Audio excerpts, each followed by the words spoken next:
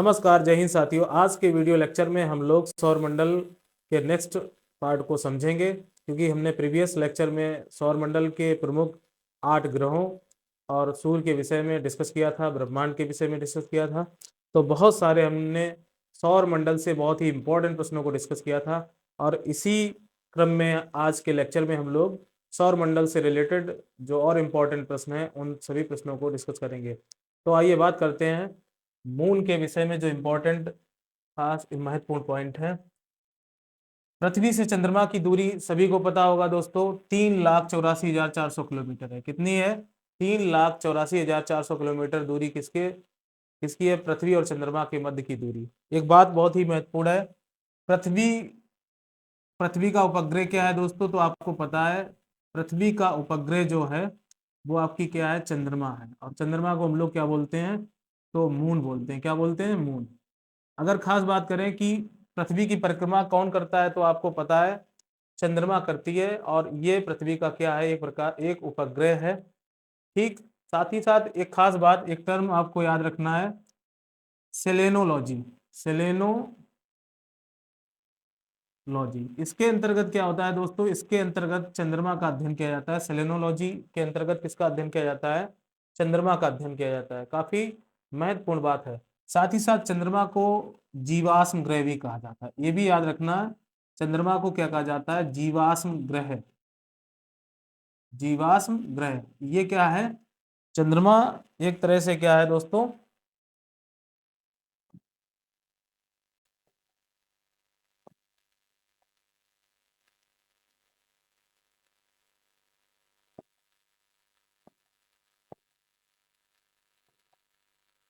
हाँ, तो चंद्रमा क्या है? चंद्रमा एक जीवाश्म ग्रह है। इसे हम बोल सकते हैं फोसिल्स प्लेनेट। क्या बोल सकते हैं? फोसिल्स प्लेनेट किसे कहा जाता है? तो ये भी याद रखना, फोसिल्स प्लेनेट किसे कहा जाता है? चंद्रमा को कहा जाता है। बहुत ही महत्वपूर्ण प्रश्न है। जीवाश्म ग्रह किसे कहा जाता है? तो चंद्रमा को कहा जाता है। और चंद्रमा किसका उपग्रह है? तो पृथ्वी का उपग्रह है। चंद्रमा का अध्ययन कहाँ किया जाता है? तो सेलेनोलॉजी के अंतर्गत किया जाता है, या चंद्र विज्ञान जिसे बोलते हैं, सेलेनोग्राफी भी इसे कहा जाता है। क्या कहा जाता है? सेलेनोग्राफी भी इसको कहा जाता है। सेलेनोग्राफी चंद्र विज्ञान का अध्ययन। तो चंद्रमा पर एक खास बात है, चंद्रमा पर क्या वायुमंडल है? तो अगर बात करें, चंद्रमा पर वायुमंडल उपस्थित नहीं है। वायुमंडल चंद्रमा पर उपस्थित नहीं है, ये भी याद रखना। वायुमंडल चंद्रमा पर क्या उपस्थित है? तो आपको याद रखना है यहाँ पर वायुमंडल की उपस्थिति नहीं है। कहाँ पर? चंद्रमा पर। तो वायुमंडल नहीं है। साथ ही साथ ये कैसा ग्रह है? एक जीवाश्म ग्रह है। साथ ही साथ ये पृथ्वी का उपग्रह कहा जाता है। अगर चंद्रमा की बात करें तो हम लोग चंद्रमा का 59% भाग, कितने प्रतिशत भाग? 59% भाग नहीं देख सकते हैं। चंद्रमा का नहीं, सॉरी, चंद्रमा का कितना प्रतिशत भाग हमको दिखाई देता है? तो 59% भाग हम लोगों को दिखाई देता है चंद्रमा का। सबसे इंपॉर्टेंट बात है, चंद्रमा पर पहुंचने वाला प्रथम व्यक्ति कौन था? तो आपको याद रखना है नील आर्मस्ट्रांग, एडविन एल्ड्रिन। ये दो महत्वपूर्ण नाम है, आपको बहुत अच्छे से याद रखने हैं। ये चंद्रमा पर जाने वाले प्रथम व्यक्ति थे। तो चंद्रमा पर सर्वप्रथम 1961 में, कब? 1961, सॉरी, चंद्रमा पर जो एक यान गया था उसको क्या बोलते हैं? अपोलो 11। यानी अपोलो 11 के द्वारा कौन से व्यक्ति गए थे चंद्रमा पर? तो आपको याद रखना है अपोलो 11 के द्वारा गए थे नील आर्मस्ट्रांग और साथ ही साथ एडविन एल्ड्रिन। तो बहुत ही महत्वपूर्ण प्रश्न है, चंद्रमा पर पहली बार अमेरिका के नील आर्मस्ट्रांग, ये कहाँ के थे? तो ये अमेरिका के थे। ये भी याद रखना, अमेरिका के कौन से यात्री थे? तो ये याद रखना है नील आर्मस्ट्रांग, एडविन एल्ड्रिन किसकी यात्रा की थी? तो चंद्रमा पर प्रथम बार पहुंचने वाले व्यक्ति थे।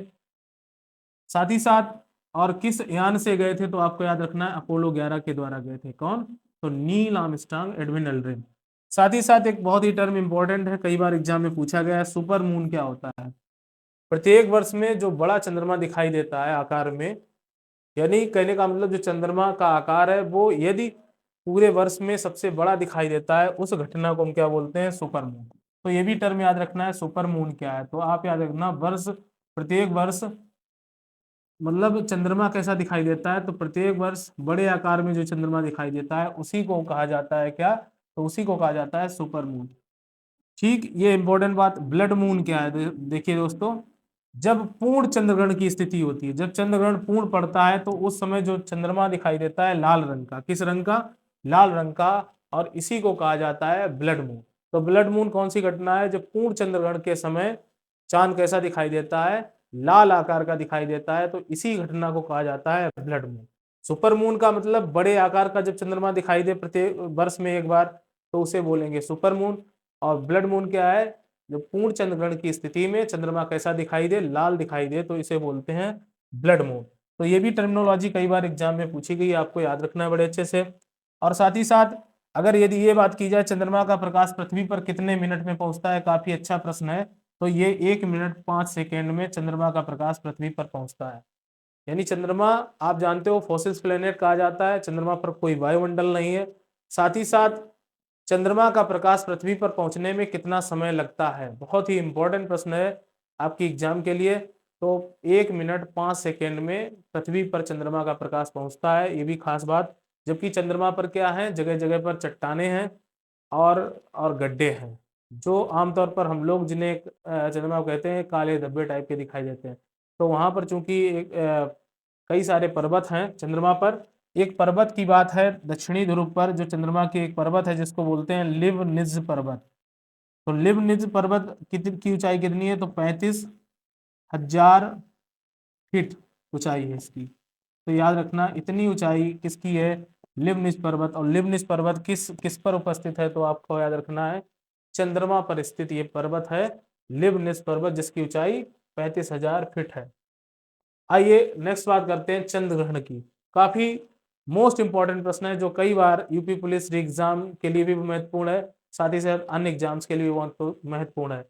इस बात से हम लोग बहुत अच्छे से वाकिफ होंगे। चंद्र ग्रहण कब पड़ता है? तो आपको याद होगा पूर्ण पूर्णिमा को। कब कब पड़ता है?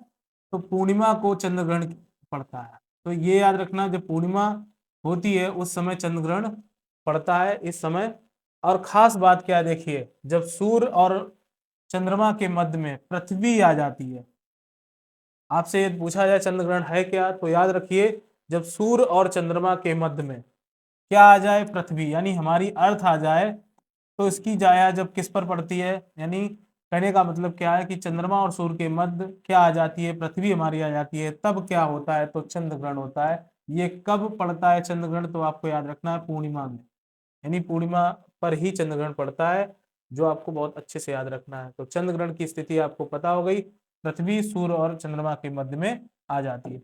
आइए अगली बात करते हैं, सूर्य ग्रहण की बात करते हैं। सोलर इक्लिप्स क्या है? जैसे लूनर इक्लिप्स चंद्र ग्रहण को बोलते हैं, वैसे ही सोलर इक्लिप्स कहा जाता है इसको। और आपको पता है इस सूर्य ग्रहण में हम लोग बाहर खुले में नहीं जाते हैं। इसका कारण है कि सूर्य से उस समय क्या अल्ट्रावायलेट रेज पृथ्वी पर आती हैं, जो कैंसर कारक होती हैं। तो इस तरह से सूर्य ग्रहण कैसा माना जाता है? बुरा माना जाता है। और जितने भी जीव जंतु वनस्पतियां हैं पृथ्वी पर, उन पर बुरा प्रभाव पड़ता है सूर्य ग्रहण का भी और चंद्र ग्रहण का। तो खासकर सूर्य ग्रहण के आप संपर्क में ना आए तो ज्यादा अच्छा होता है। तो सूर्य ग्रहण कब पड़ता है ये याद रखना है आपको, सूर्य और पृथ्वी के मध्य में। ये आपका सूर्य है, और ये अगर बात की जाए तो ये हमारी पृथ्वी है। ठीक, पृथ्वी कैसा ग्रह है आपको पता है? नीला ग्रह है। ठीक, सूर्य की बात करें तो सूर्य और पृथ्वी के मध्य में क्या आ जाए? तो चंद्रमा आ जाए, तब क्या होगा? तो कौन सा ग्रहण पड़ेगा? तो आपको याद रखना है तब हमारा होगा सूर्य ग्रहण। क्या होगा? सूर्य ग्रहण होगा। और ये कब पड़ता है? ये भी प्रश्न एग्जाम में पूछा जाता है। तो ये अमावस्या के दिन पड़ता है। कब पड़ता है? अमावस्या के दिन। तो ये याद रखना, अमावस्या पर क्या पड़ता है? सूर्य ग्रहण पड़ता है। और सूर्य ग्रहण की स्थिति क्या है? तो सूर्य और पृथ्वी के मध्य में क्या आ जाती है? चंद्रमा आ जाती है। तो इसे क्या कहा जाता है? तो सूर्य ग्रहण कहा जाता है। ये टर्मिनोलॉजी कई बार पूछी गई है एग्जाम में। आइए अगला प्रश्न पूछ समझिए, अपभू। देखिए अपभू या इसी को बोलते हैं एपजी। ये घटना क्या है दोस्तों? तो आपको याद होगा, जैसे सपोज दैट ये हमारा मान लो पृथ्वी है, अर्थ है, और अर्थ परिक्रमा करती है कौन? मून। तो मान लो मून परिक्रमा कर रही है इसके अर्थ के चारों ओर। तो एक स्थिति होती है मून की। देखिए ये जैसे चक्कर होते हैं, जैसे ये वाला, ये दूरी और ये दूरी, और ये वाली आपकी ये वाली दूरी। जब ये दूरी चंद्रमा और पृथ्वी के मध्य में अधिकतम हो, वास्तव में पृथ्वी और चंद्रमा के मध्य सर्वाधिक दूरी हो, तो इस घटना को कहा जाता है अपभू। तो याद रखना दोस्तों, जब पृथ्वी की परिक्रमा आपकी चंद्रमा करती है तो उस समय पृथ्वी और चंद्रमा के मध्य यदि अधिकतम दूरी है तो उस घटना को क्या कहा जाता है? अपभू। इसी को अंग्रेजी में हम लोग बोलते हैं एपजी। तो एपजी क्या है? पृथ्वी और चंद्रमा के मध्य की जब अधिकतम दूरी होती है या सर्वाधिक दूरी होती है तो इस घटना को कहा जाता है अपभू। तो याद रखना। साथ ही साथ उपभू क्या है? देखिए, उपभू को पेरजी कहा जाता है। पेरजी घटना क्या है? पृथ्वी और चंद्रमा के मध्य जब वर्ष में कैसी दूरी हो? न्यूनतम दूरी हो। ठीक, आपको ये भी पता है कि चंद्रमा और पृथ्वी के मध्य की दूरी कितनी है? तो 3,84,400 किलोमीटर। ये बात आप जानते हो। तो पृथ्वी और चंद्रमा के मध्य जब दूरी वर्ष में कम हो जाए तो इस घटना को कहा जाता है उपभू, और इसी को हम बोलते हैं पेरजी। तो कई बार ये टर्मिनोलॉजी एग्जाम में पूछी गई, उपभू क्या है और साथ ही साथ अपभू क्या है। तो पृथ्वी और चंद्रमा के मध्य यदि दूरी ज्यादा है, सर्वाधिक दूरी है वर्ष में, तो वो घटना कहलाएगी अपभू या एपजी। और उपभू क्या होता है? चंद्रमा और पृथ्वी के मध्य की दूरी जब न्यूनतम होती है वर्ष में तो इस घटना को हम बोलते हैं पेरजी। तो ये बात बड़े अच्छे से आपको याद रखनी है। साथ ही साथ दोस्तों, अपसौर क्या होता है? ये भी बहुत ही अच्छी इंपॉर्टेंट टर्मिनोलॉजी है आपकी। अपसौर क्या होता है? ठीक, आपको याद रखना है 4 जुलाई, यानी प्रति साल 4 जुलाई को जो घटना घटित होती है पृथ्वी और सूर्य के मध्य में, जिसमें सूर्य और पृथ्वी के मध्य की दूरी कैसी होती है? अधिकतम होती है। तो इस घटना को हम बोलते हैं अपसौर। क्या बोलते हैं? अपसौर बोलते हैं। ये याद रखना बड़े अच्छे से। तो अपसौर क्या है? जब पृथ्वी और सूर्य के मध्य अधिकतम दूरी हो वर्ष में तो इस घटना को कहा जाता है अपसौर कहा जाता है। और ये घटना वर्ष में एक बार 4 जुलाई को घटित होती है, ये याद रखना। साथ ही साथ उपसौर क्या है? यदि सूर्य और पृथ्वी के मध्य दूरी वर्ष में एक कैसी हो जाए? न्यूनतम हो जाए, तो उस घटना को हम क्या बोलते हैं? तो उपसौर कहा जाता है। क्या कहा जाता है? उपसौर। और ये घटना कब होती है? तो 3 जनवरी को होती है। तो दोनों ही महत्वपूर्ण प्रश्न है कि अपसौर और उपसौर की घटनाएं कब होती है, ये भी एग्जाम में पूछा जाता है। तो अपसौर की घटना 4 जुलाई को होती है, जबकि 3 जनवरी को क्या होता है? उपसौर की घटना, यानी पृथ्वी और सूर्य के मध्य की दूरी न्यूनतम होती है, कम से कम होती है, तो इस घटना को कहा जाता है क्या? तो उपसौर कहा जाता है। याद रखे रहेगा आपको। यहां तक की बातें क्लियर हुई सभी दोस्तों? आइए नेक्स्ट बात करते हैं, सूर्य का प्रकाश पृथ्वी में कितने मिनट में पहुंचता है? काफी मोस्ट इंपॉर्टेंट प्रश्न है, तो ये याद रखना आप थोड़ा। पृथ्वी सूर्य का प्रकाश पृथ्वी पर कितने मिनट में? तो 8 मिनट 19 सेकंड में पहुंचता है। कितने मिनट में? 8 मिनट 19 सेकंड में पृथ्वी पर प्रकाश पहुंचता है। किसका? तो सूर्य का प्रकाश। अगर बात करें एक प्रकाश वर्ष क्या है? तो सूर्य के प्रकाश की जो किरण है एक वर्ष में जो दूरी तय करता है उसको क्या बोलते हैं? प्रकाश वर्ष। क्या कहा जाता है? प्रकाश वर्ष। तो प्रकाश वर्ष, देखिए खगोलीय की सबसे दूरी की इकाई क्या है? पारिसेक। याद रखना है, खगोलीय दूरी के लिए सबसे बड़ी इकाई क्या है? तो पारिसेक है। ठीक, एक पारिसेक बराबर होता है 3.26, है ना, प्रकाश वर्ष। तो याद रखना, ये भी थोड़ा खास इंपॉर्टेंट बात है। एक पारिसेक बराबर कितना होता है? तो ये दूरी जो होती है 3.26 प्रकाश वर्ष होती है। यानी ये जो दूरी 3 प्रकाश वर्ष से ज्यादा होती है एक पारिसेक बराबर। तो सूर्य के द्वारा चली गई दूरी एक वर्ष में जो होती है उसको कहा जाता है प्रकाश वर्ष कहा जाता है। ये भी याद रखना है। तो साथ ही साथ, और सूर्य का प्रकाश पृथ्वी तक आने में कितना समय लगता है? 8 मिनट 19 सेकंड लगता है। और आप जानते हो सूर्य और पृथ्वी के मध्य की दूरी कितनी है? तो 15 करोड़ किलोमीटर। ये महत्वपूर्ण बात है। उत्तरी गोलार्ध का सबसे बड़ा दिन कब होता है? 21 जून। सभी लोग परिचित होंगे, 21 जून गर्मियों का महीना होता है। 21 जून जो तारीख डेट है आपकी, और ये उत्तरी गोलार्ध पर सूर्य की किरणें सीधी पड़ती हैं, और इसी दिन सबसे बड़ा दिन होता है 21 जून को। तो ये महत्वपूर्ण बिंदु है आपका।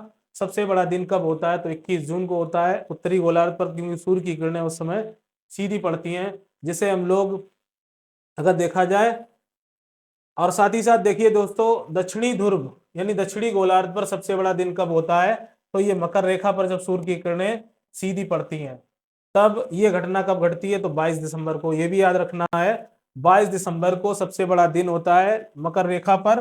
कब होता है? मकर रेखा पर कब होता है? तो ये याद रखना है 22 दिसंबर को। तो ये 21 जून को सबसे बड़ा दिन कहाँ होता है? उत्तरी गोलार्ध पर होता है सबसे बड़ा दिन, और दक्षिणी गोलार्ध पर सबसे बड़ा दिन कब होता है? तो 22 दिसंबर को। दोनों ही डेटें बहुत महत्वपूर्ण है, याद रखना। साथ ही साथ एक प्रश्न बहुत ही इंपॉर्टेंट पूछा जाता है, आपको याद रखना है। प्रश्न ये है कि दिन रात बराबर किस डेट में होते हैं। तो देखिए, दो ऐसी डेटें हैं जिनमें दिन रात बराबर होते हैं, यानी सूर्य की सीधी किरणें विषुवत रेखा पर पड़ती हैं। वो आपका समय होता है वर्ष में 21 मार्च और 23 सितंबर। तो 23 सितंबर को और 21 मार्च को, मतलब दिन और रात कैसे होते हैं, बराबर होते हैं। ये याद रखना, दिन रात बराबर कब होते हैं, तो 21 मार्च वर्ष में और 23 सितंबर को वर्ष में दिन रात बराबर होते हैं। ये महत्वपूर्ण बात है। साथ ही साथ एक बहुत ही महत्वपूर्ण प्रश्न है, यूरिन गागरिन, आप जानते हो यूरी गागरिन जो है ये रूस के थे। कहाँ के थे, रूस के थे। तो पहली बार अंतरिक्ष में जाने वाले व्यक्ति कौन थे, आपको ये याद रखना है। तो यूरी गागरिन जो थे वैज्ञानिक, ये अंतरिक्ष में जाने वाले प्रथम व्यक्ति थे। और ये पहली बार स्पुतनिक फर्स्ट, यानी जो विमान था आपका स्पुतनिक, स्पुतनिक फर्स्ट या एक, स्पुतनिक एक विमान के द्वारा ये अंतरिक्ष की यात्रा की थी पहली बार। किसने, तो यूरी गागरिन ने। ये कहाँ के वैज्ञानिक थे, तो रूस के वैज्ञानिक थे। इन्होंने पहली बार अंतरिक्ष पर जाने वाले प्रथम व्यक्ति थे, ये आपको याद रखना है। ठीक, और साथ ही साथ आपको याद रखना है अंतरिक्ष में जाने वाला भारत का प्रथम व्यक्ति कौन था, तो ये नाम बहुत ही महत्वपूर्ण है। राकेश शर्मा भारत से पहली बार अंतरिक्ष में गए थे। तो ये भी आपको पता होना चाहिए, अंतरिक्ष में जाने वाले प्रथम भारतीय कौन थे, तो राकेश शर्मा। ये रूस की सहायता से ये गए थे अंतरिक्ष में। तो ये भी महत्वपूर्ण और खास प्रश्न है। और पहली बार अंतरिक्ष में कौन गया, तो आपको याद रखना है यूरी गागरिन। यूरी गागरिन गए थे, और किस विमान से गए थे, तो स्पुतनिक फर्स्ट से गए थे। ये भी महत्वपूर्ण है। अगला प्रश्न आपका क्या है दोस्तों, अगला प्रश्न आपका ये है,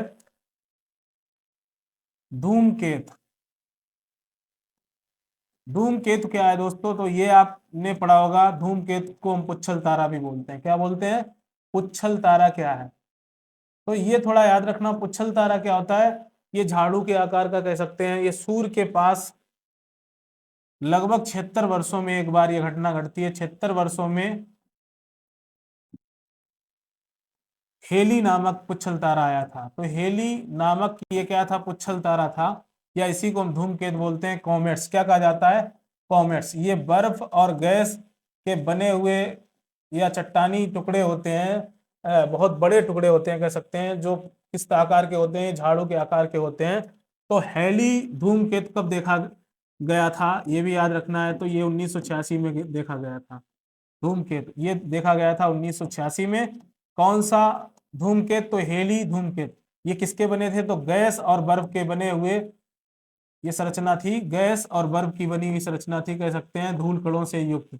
धूल कणों से युक्त ये संरचना थी, जो कितने वर्षों में दिखाई देती है घटना, हर 76 साल बाद ये घटना दिखाई देती है। तो हेली जो धूमकेतु है 1986 में दिखाई दिया था। अब ये ठीक इतने वर्षों 76 वर्ष बाद फिर दिखाई देगा। तो ये घटना कब, लगभग, तो आप समझ सकते हो 2062 में ये घटना फिर घटित होगी। ठीक, वैसे एक और धूमकेतु दिखाई दिया था, 16 वर्षों बाद दिखाई देता है। वर्ष में 16 वर्षों बाद ये दिखाई देता है, जिसका नाम है बैचमैन। ये भी नाम याद रखना। बैचमैन क्या है, तो एक प्रकार से धूमकेतु है जो सूर्य के निकट दिखाई देता है, चमकीला दिखाई देता है। एक और शब्द देखा होगा, उल्का पिंड की बात देखी होगी। उल्का पिंड क्या होता है दोस्तों, तो हम लोगों ने रात के समय ये देखा होगा, एक चमकता हुआ कोई टुकड़ा आकर जमीन पर एकदम गायब सा हो जाता है या गिरता हुआ दिखाई देता है। तो ये जो होता है इसको हम क्या बोलते हैं, मेटेरॉइड। क्या कहा जाता है, मेटेरॉइड कहा जाता है।